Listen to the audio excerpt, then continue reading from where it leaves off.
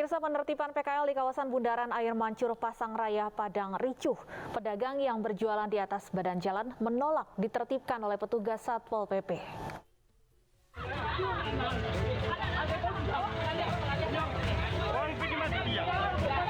Kericuhan antara pedagang kaki lima dengan petugas Satpol PP terjadi saat penertiban PKL di kawasan Bundaran Air Mancur Pasaraya Kota Padang, Sumatera Barat. Pedagang ini tak terima gerobak dagangannya disita dan hendak dibawa petugas sehingga terjadi keributan.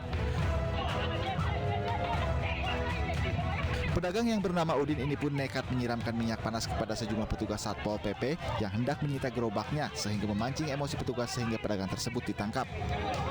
Sebagai sanksi, gerobak pedagang tersebut disita oleh petugas hingga batas yang tidak ditentukan.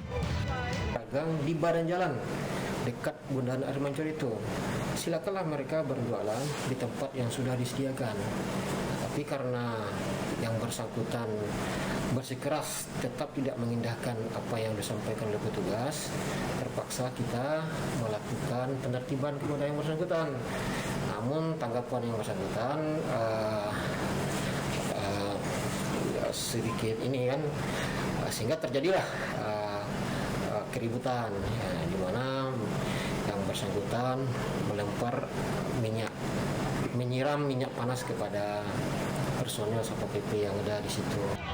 Penertiban PKL ini akan terus dilakukan untuk menjaga ketertiban di kawasan ini. Petugas pun akan memberikan sanksi tegas kepada para PKL yang masih nekat berjualan di atas badan jalan dan menyebabkan kemacetan. Dari Padang, Sumatera Barat, Budi Sunandar, iNews melaporkan. Sebuah mobil jenis SUV yang dikendarai emak-emak menabrak sejumlah pemotor di Jalan Karya Jaya, Medan, Sumatera Utara. 1 orang tewas dalam kecelakaan tersebut.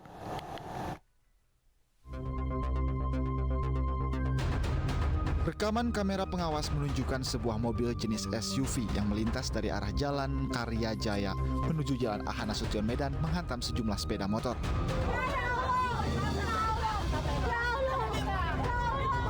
Mobil SUV yang dikendarai emak-emak ini menabrak sejumlah pengendara motor termasuk seorang ibu yang membawa bayi. Sementara seorang pemotor yang diketahui bernama Dimas, warga Medan Polonia, tewas di tempat dengan kondisi luka parah di bagian kepala.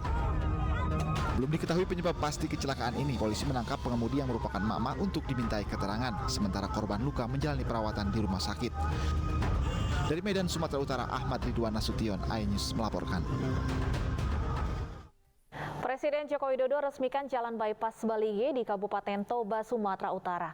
Peresmian Jalan Bypass tersebut diharapkan dapat meningkatkan aksesibilitas warga di sekitar kota Balige. Peresmian ditandai dengan penandatanganan prasasti oleh Presiden Joko Widodo.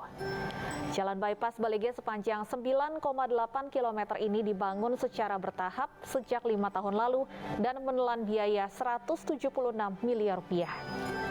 Jalan ini diharapkan dapat mencegah kemacetan serta meningkatkan aksesibilitas bagi warga di kawasan sekitar Balige. Hal itu penting dilakukan mengingat Balige merupakan salah satu destinasi wisata di Sumatera Utara.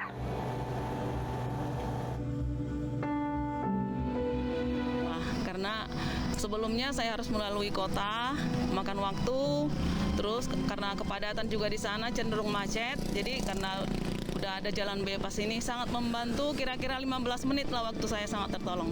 Terima kasih buat Pak Jokowi, buat programnya, ada jalan bypass di sini. Saya pribadi sangat tertolong, masyarakat sekitar sini juga sangat tertolong, banyak manfaatnya. Dan harapannya ke depan ya jalanan ini boleh terawat dengan baik, nggak langsung rusak atau gimana. Setelah resmi ditahan, tersangka ujaran kebencian Kalimantan tempat jin buang anak Edi Mulyadi mengajukan penangguhan penahanan ke penyidik Bareskrim Polri. Agar permohonannya dikabulkan, istri dan tim pengacara disebut akan pasang badan menjadi penjamin. Permohonan penangguhan penahanan diajukan hari ini ke Bareskrim Polri. Istri Edi Mulyadi dan tim pengacara akan menjadi penjamin. Sebelumnya Edi Mulyadi ditetapkan tersangka setelah diperiksa oleh penyidik Direktorat Tindak Pidana Siber Bareskrim Polri pada hari Senin lalu. Dalam kasus ini penyidik telah memeriksa sebanyak 37 saksi dan 18 ahli. Pihak yang diperiksa diantaranya dari ahli bahasa, ahli sosiologi hukum, ahli hukum pidana, ahli ITE, analis media sosial, digital forensik, dan antropologi hukum. Setelah resmi menjadi tersangka, penyidik Bareskrim Polri juga resmi menahan Edi Mulyadi.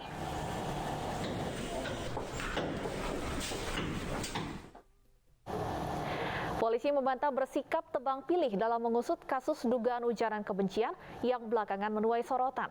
Hal itu merespon anggapan beda cara kepolisian dalam menangani kasus Edi Mulyadi dan Arteria Dahlan. Begini ya, polisi dalam hal ini penyidik bekerja selalu berdasarkan fakta hukum.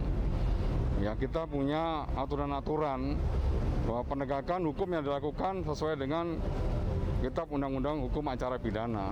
Diatur semuanya di situ. Ya, kalau misalnya ada yang merasa keberatan terkait menyangkut masalah penegakan hukum dilakukan kepolisian, juga ada lembaga untuk mengkoreksi itu, adalah sidang pra-peradilan.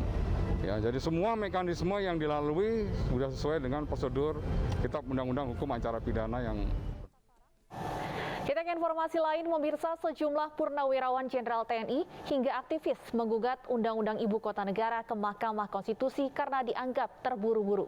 Sementara DPR berkoordinasi dengan pemerintah untuk menghadapi gugatan tersebut.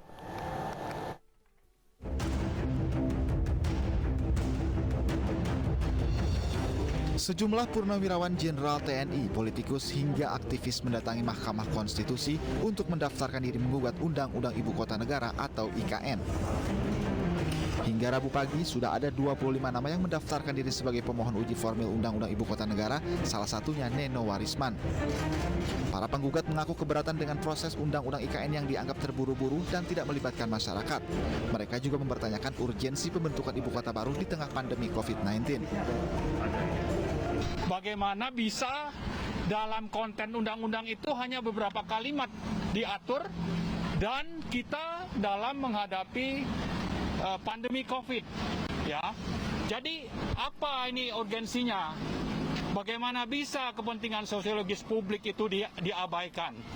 Tidak diatur secara detail dalam undang-undang itu. Kemudian sebetulnya kita tidak benar-benar butuh nih ya, yang keempat, tidak benar-benar butuh yang namanya undang-undang ini, tidak mendesak ini. Apalagi kita sudah begitu banyak punya utang, mungkin akhir tahun ini akan ada utang sampai 7.000 triliun. Sementara itu, Sekjen DPR mengaku masih berkoordinasi dengan pihak terkait dan mempelajari gugatan tersebut. Kami dari DPR kan masih berkoordinasi juga dengan pemerintah ya, dalam hal ini dengan Sekretariat Negara. Kita juga masih membahas penyempurnaan kalau ada hal-hal yang ingin direview. Jadi kalau berkaitan dengan gugatan purnawaran ke ini, tentu itu kita harus lihat lagi secara spesifik gugatannya seperti apa. Nanti setelah itu baru akan kami pelajari. RUU IKN disahkan menjadi undang-undang kurang dari 4 bulan setelah DPR menerima surat Presiden pada 29 September 2021 dan disahkan dalam rapat paripurna DPR pada Januari lalu. Peserta sidang, apakah rancangan undang-undang tentang ibu kota negara dapat disetujui untuk disahkan menjadi undang-undang? Setuju. Terima kasih. Pihak istana pun angkat bicara terkait polemik pengesahan Undang-Undang Ibu Kota Negara ini. Tenaga ahli utama KSP Wandi Tuturong menyebut pembuatan Undang-Undang IKN sudah sesuai prosedur dan hampir disetujui semua fraksi kecuali Partai Keadilan Sejahtera. Lalu apakah gugatan Undang-Undang IKN ke Mahkamah Konstitusi ini akan menjadikan pembangunan ibu kota baru terhambat? Tim Liputan iNews melaporkan. Mengapa UU IKN digugat? Sudah bersama kami penggugat UU IKN Marwan Batubara dan tenaga ahli utama kantor staf Presiden Ali Mohtar Ngabalin. Selamat sore Pak Marwan dan Pak Ngabalin. Selamat sore. Selamat sore. Assalamualaikum warahmatullahi wabarakatuh. Waalaikumsalam. Selamat sore juga Pak Marwan, sudah bisa bergabung bersama kami. Pak Marwan. Baik, sepertinya masih ada gangguan komunikasi dengan Pak Marwan. Kalau begitu saya akan ke Pak Ngabalin terlebih dahulu. Pak Ngabalin, Undang-Undang IKN dinilai cacat hukum dan terburu-buru. Bagaimana Istana akan menghadapi gugatan Undang-Undang IKN ini?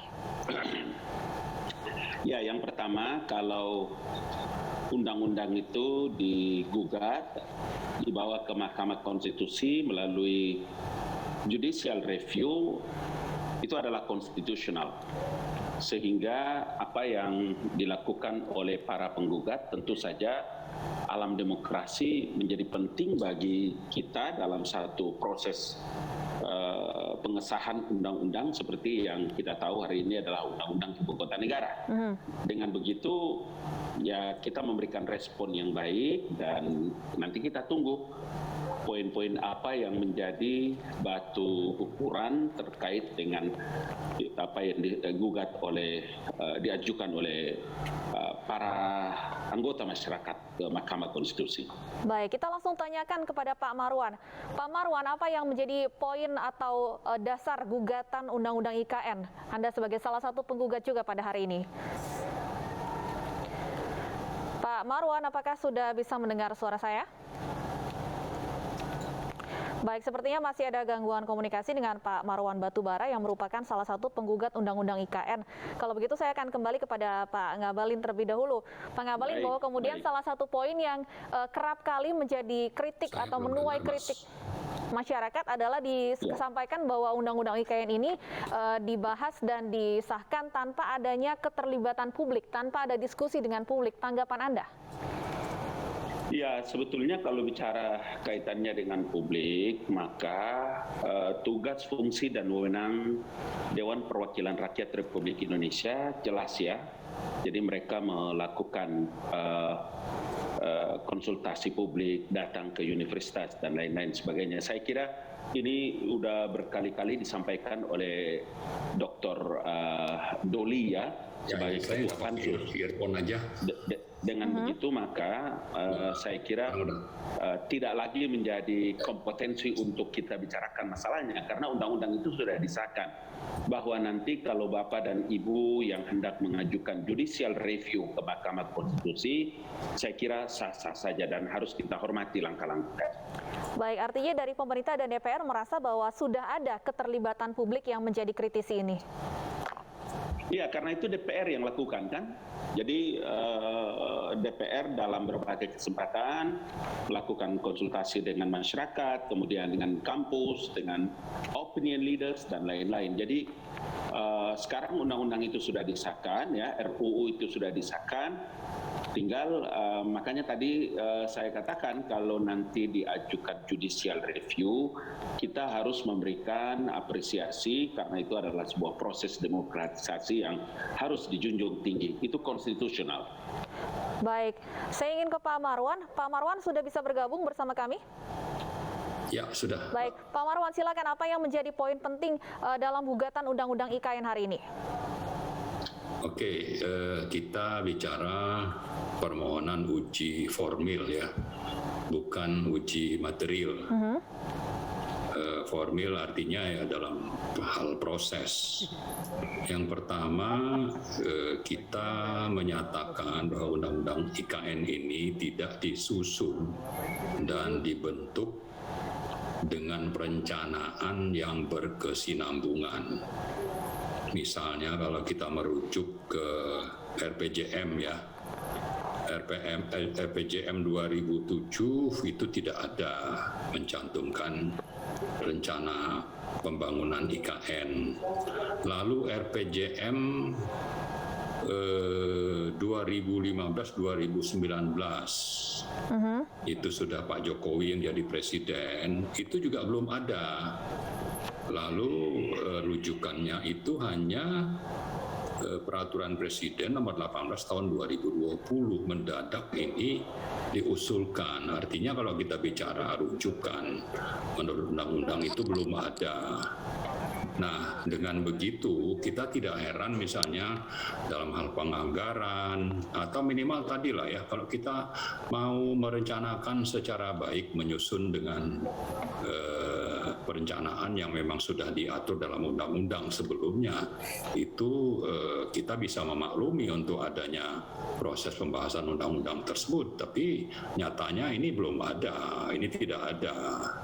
Jadi tiba-tiba muncul keinginan presiden seperti itu, ya artinya ini sesuatu yang tidak berkesinambungan, intinya begitulah.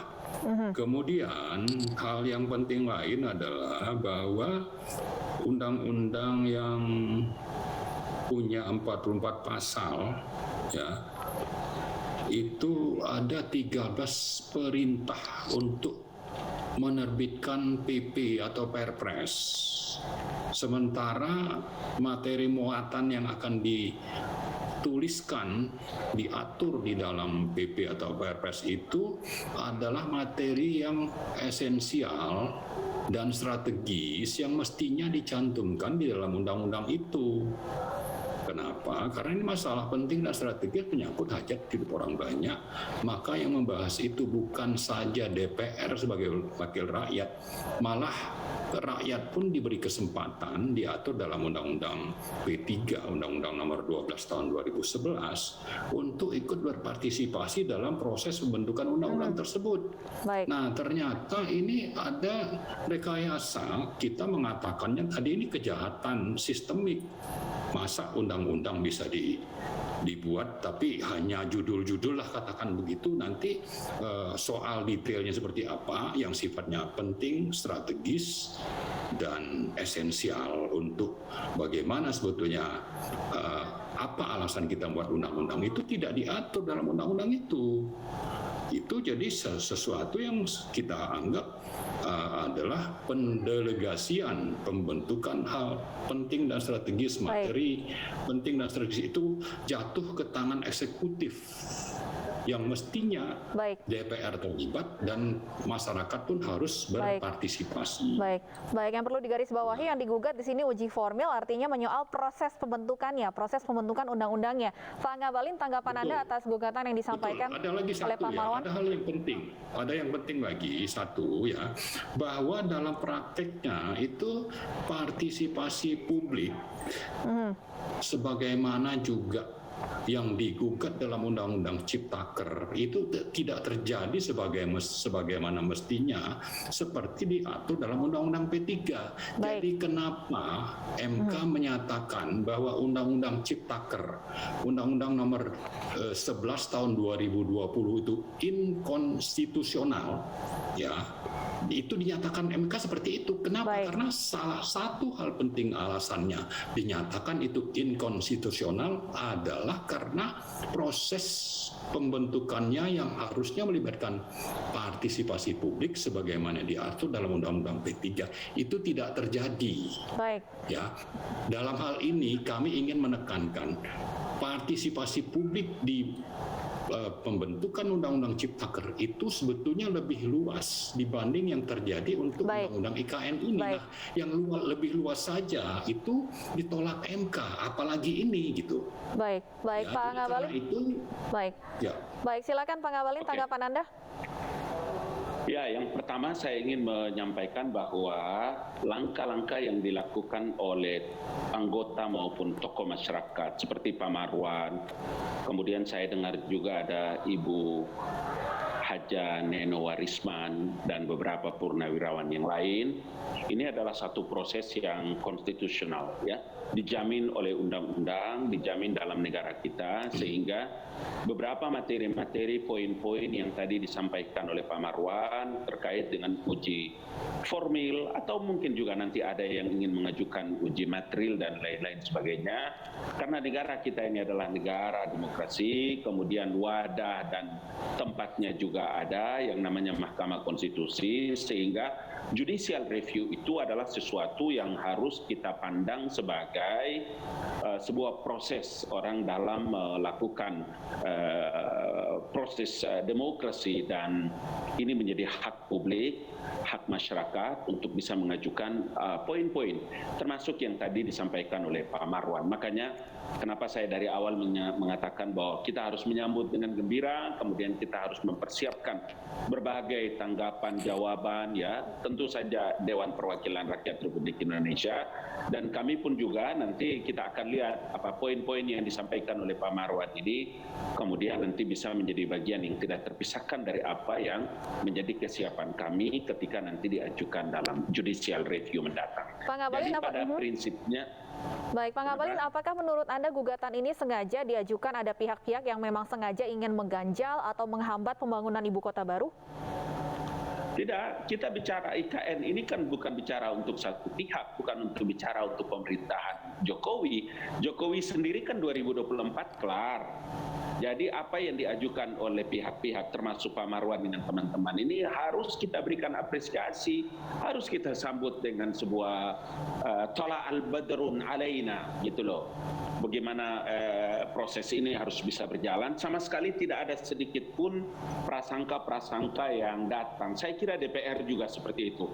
Saya waktu menjadi anggota Dewan Perwakilan Rakyat Republik Indonesia juga beberapa kali rancangan atau undang-undang yang sudah kita sahkan kemudian digugat di mahkamah, kita harus siap. Jadi saya kira normal dan biasa saja, bukan sesuatu yang haram dalam kita berbangsa dan bernegara dan berdemokrasi di tanah air ini. Baik, Pak Marwan, sebenarnya apa yang menjadi tuntutan dari para penggugat ini? Apakah sekedar pembatalan undang-undang IKN-nya atau juga menentang pemindahan ibu kotanya? Ya, kalau undang-undangnya dibatalkan ya otomatis pemindahannya juga batal ya. Tapi yang lebih penting adalah bahwa kita dari sisi formil menganggap prosesnya melanggar konstitusi sehingga harus dibatalkan. Itu yang paling penting. Tapi di balik itu juga ada aspirasi bahwa kita tidak merasa bahwa ini sesuatu yang mendesak. Apalagi ternyata dana yang digunakan itu juga berubah-ubah. Awalnya di 2019-2020 dikatakan dari 466 triliun anggaran yang dibutuhkan, pemerintah hanya mengeluarkan sekitar 140-an. Belakangan berubah. Nah, ini kan berubah, maksudnya itu anggaran di APBN ya. Belakangan nanti akan naik lagi lebih dari 200 triliun. Ini kan uang pajak rakyat, artinya kita juga concern.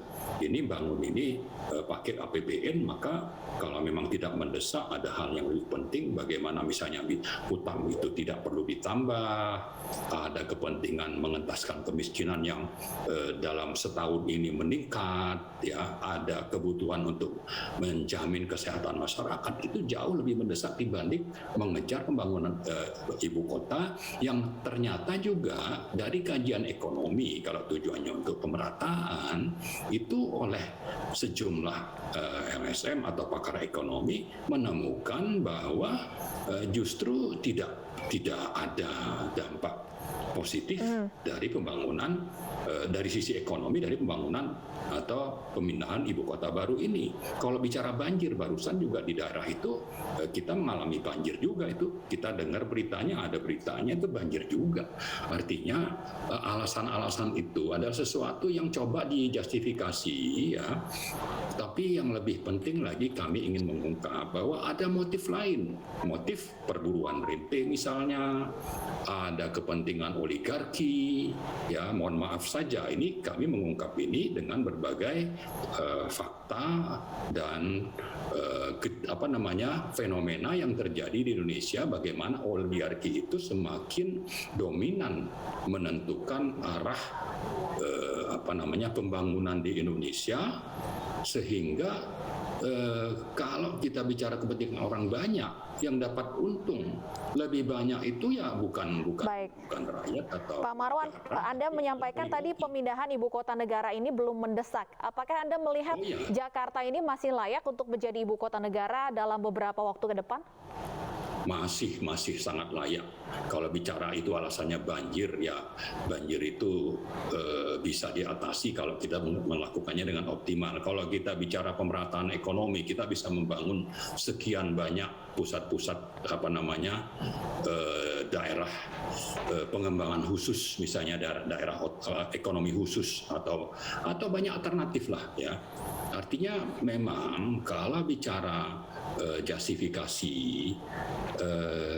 apa yang disampaikan pemerintah, kita bisa menyiapkan jawabannya. Baik. Tapi kalau pemerintah pendekatannya adalah kekuasaan, apalagi cara membentuk undang-undangnya saja seperti yang tadi kita sebutkan, artinya lalu pemerintah ini bekerja untuk siapa? Baik.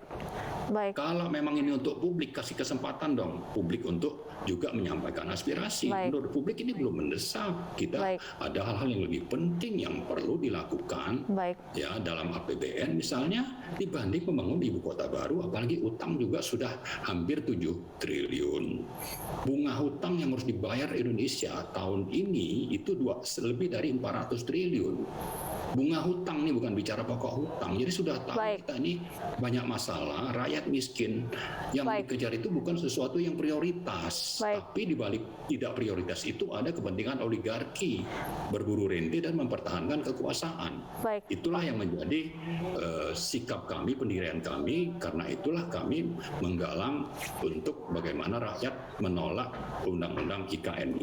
Baik, Pak Ngabalin, apakah sebenarnya pemindahan ibu kota negara ini sesuatu yang mendesak, sesuatu yang perlu dilakukan, atau hanya sekedar sebuah legacy dari Pak Jokowi, atau tadi seperti poin-poin yang disampaikan Pak Marwan, ada kepentingan oligarki di situ? Suara saya masih didengar dengan baik ya? Sangat jelas, Pak Ngabalin, silakan. Pertama, saya mau bilang bahwa seluruh rakyat Indonesia mengerti bahwa rencana pemindahan ibu kota baru ini bukan hanya pada zaman Presiden Joko Widodo. Sejak zaman Presiden Soekarno, gagasan besar, niat suci yang luar biasa untuk kepentingan masa depan Indonesia. Waktu itu juga kita tahu zaman Pak Harto, kemudian sampai dengan Pak SBY. Waktu Pak SBY, saya menjadi pimpinan dalam rancangan undang-undang ibu kota negara pada waktu itu. Saya ingat betul sahabat saya, gandong saya Effendi Simbolon, kemudian gandong Pak Parlan, pernah juga memimpin. Kemudian kami sama-sama di situ. Nah, sampai dengan masa Presiden Joko Widodo ini baru ada satu pikiran yang tepat, kemudian ada kajian, karena orang membangun ibu kota negara itu bukan membangun pom bensin, bukan membangun satu terminal di pasar, bukan. Orang membangun ibu kota negara itu dengan berbagai macam kajian yang berulang-ulang. Ini juga bukan baru 6 bulan, 3 bulan, enggak. Ini bertahun-tahun sudah dilakukan. Itu pertama. Dengan begitu, maka kalau orang bicara tentang ibu kota negara kita ini adalah bicara tentang pembangunan peradaban anak negeri. Kita berbicara tentang peradaban sebuah bangsa yang namanya Indonesia. Bicara tentang 100 tahun, 200 tahun masa depan Indonesia. Kita tahu bersama Presiden Joko Widodo mengatakan bahwa yang dilakukan itu adalah membangun Indonesia sentris. Dengan begitu maka kita semua merasakan. Itulah yang kenapa saya selalu katakan bahwa membangun kemudian membicarakan ibu kota negara Nusantara ini adalah bicara tentang masa depan generasi Indonesia, membangun sebuah peradaban. Jadi kalau saya mau bilang bahwa poin-poin tadi ya, karena ini disaksikan oleh seluruh rakyat Indonesia lewat iNews TV, maka semua prasangka-prasangka, dugaan-dugaan, dan poin-poin yang tadi dikemukakan oleh Pak Marwan, mari tuangkan di dalam apa yang Bapak sampaikan dengan kawan-kawan dalam batu gugatan, batu uji, kemukakan semua, karena nanti mahkamah, ya, di Mahkamah Konstitusi lewat judicial review itulah bisa menentukan bagaimana antara kedua belah pihak, ya, baik dari pemerintah dan DPR maupun Bapak dan Ibu yang mengajukan judicial review itu. Dengan begitu maka kita semua narasi-narasi kita tentang diksi yang kita pakai juga ini, apakah itu terkait dengan prasangka, melakukan penyerangan, fitnah dan lain-lain, bisa nanti diuji semua di mahkamah. Bukan saya tidak bisa membantah itu di iNews TV, ya. Saya kira kita harus memberikan apresiasi yang luar biasa kepada Pak Marwan dan kawan-kawan. Kita akan tunggu tentunya kelanjutan dari gugatan Undang-Undang IKN ini, seperti yang disampaikan oleh Pak Ngabalin, keputusan akan ada di Mahkamah Konstitusi. Terima kasih Pak Ngabalin dan Pak Marwan sudah berdiskusi bersama kami di iNews. Pak Ngabalin. Ya, pemirsa, ini sore masih akan kembali dengan sejumlah informasi menarik lain, diantaranya rumah berlantai 2 terbakar, penghuni meninggal dunia.